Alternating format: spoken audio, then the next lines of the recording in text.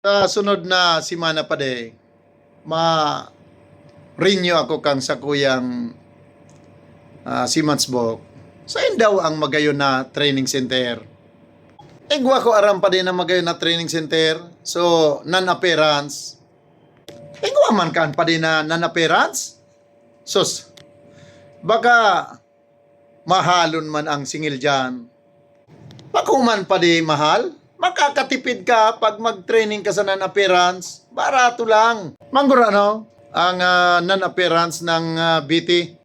Non-appearance pa di ng BT 15 mil. Grabe man kamal yan pa di, 15 mil. Halos ka ba nga kang presyo?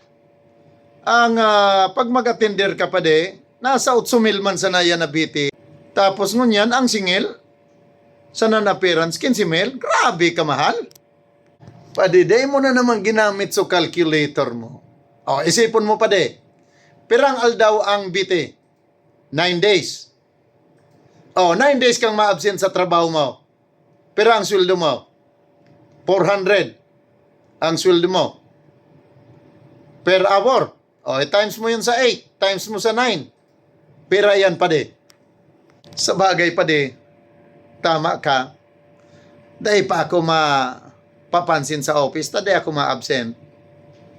Sige pa rin, duman na lang ako ma-training sa non-appearance.